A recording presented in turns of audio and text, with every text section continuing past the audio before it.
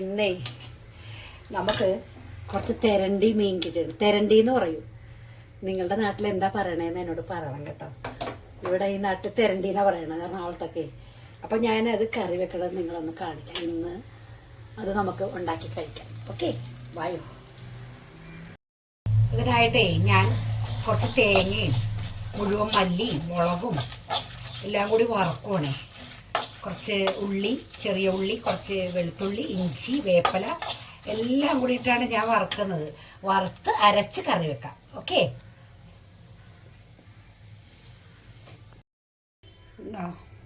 വറുത്ത് തേങ്ങ, മല്ലി, മുളക്, 2 നുള്ളി ചെറിയ ജീരകം, ഉലുവ, ഉള്ളി, വെളുത്തുള്ളി, ഇഞ്ചി, വേപ്പില, ഇത്രയും സാധനങ്ങൾ വറുത്തിട്ടുണ്ട്.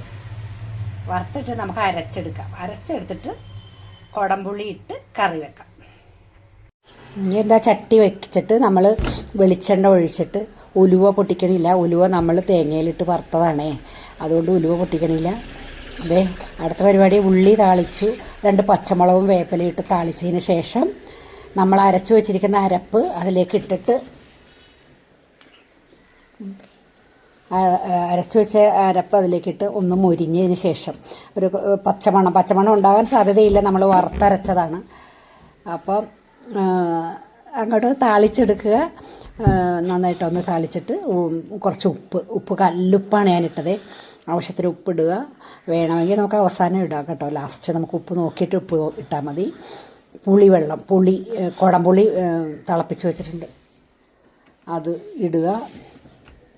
എന്നിട്ട് തിളച്ചതിന് ശേഷം മീൻ പെറുക്കി ഇടുക. മീൻ ഇട്ട ശേഷം ഒരു മാക്സിമം ഒരു 5-10 മിനിറ്റ് വേണ്ട. ഈ മീൻ അധികം വേവില്ലാത്ത മീനാണ്. മീനൊന്നും അധികം ഇട്ട് വേവിച്ചാൽ ഇങ്ങനെ ഹാർഡായി പോകും. 10 മിനിറ്റിന് ശേഷം ഇറക്കി വെക്കുക. വേറെ പരിപാടിയൊന്നുമില്ല. എന്നിട്ട് നമുക്ക് ചോറുണ്ണാം. അത്രയേ ഉള്ളൂ. അപ്പോൾ എല്ലാവരും ചെയ്ത് നോക്കിയിട്ട് എനിക്ക് അഭിപ്രായം എന്നെ അറിയിക്കണം കേട്ടോ. കമൻറ്റ് ചെയ്യണേ. Okay, bye. ഇച്ചിരി ചോറുണ്ടാലോ. നമുക്ക് മീൻകറി ആയിട്ടുണ്ട്. നമുക്ക് ഇത്തിരി ചോറ്, കുറച്ച് ചോറും കുറച്ച് മീൻകറിയും കൂടി കഴിക്കാം.